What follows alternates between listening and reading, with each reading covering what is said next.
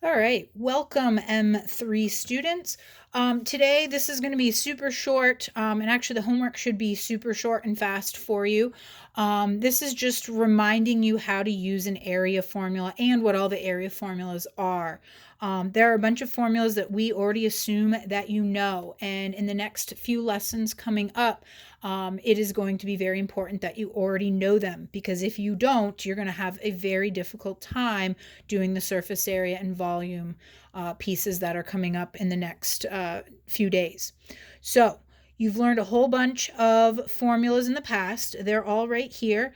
Area of a square is s squared, rectangle, length times width, circle is pi r squared. You square the r, then multiply by pi, so be careful of that. Parallelogram is base times, I don't know why, oh, it's getting, okay. Parallelogram is base times height. Notice it's a lowercase b. Actually, notice all of these are lowercase. The only thing uppercase is the A. You've got to be super careful with your notation, as you may remember from last year, but if not, you will learn or be reminded of in the next few days. The capital B means something completely different, so you need to be super careful. And then your triangle is 1/2 BH, or some people like to do BH over 2. Both work, both are appropriate.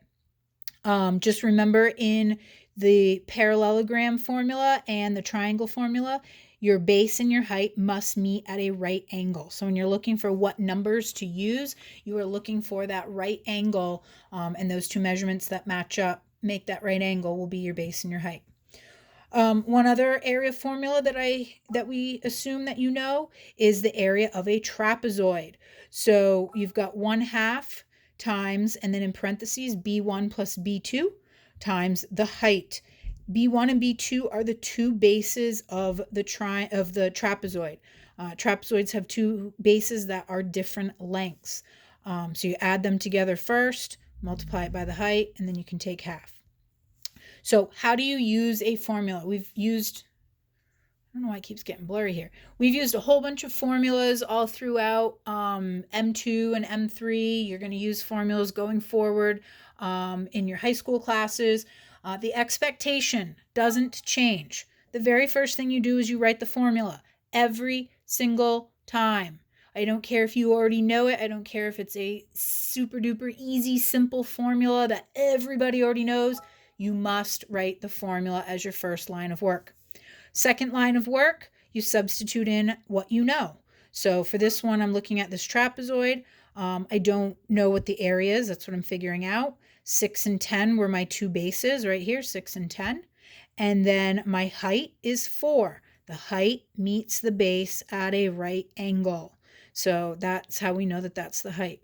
So you substitute in what you know. You must have the substitution.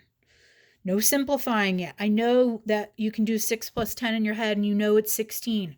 I don't want to see that yet. You need to write your substitution first. Finally, at step 3, that's when you can start simplifying. In some cases, you might only have one line of work here. Other cases, you'll have multiple lines, like you can see right here. So here we simplified the 6 plus 10, then I did half of the 16, and then the 8 times 4 is 32. Don't forget area, your units are squared. So this is the expectation for the use of every single formula. All right? If you have questions, just reach out to your teacher and she will be able to help you. Have a great day.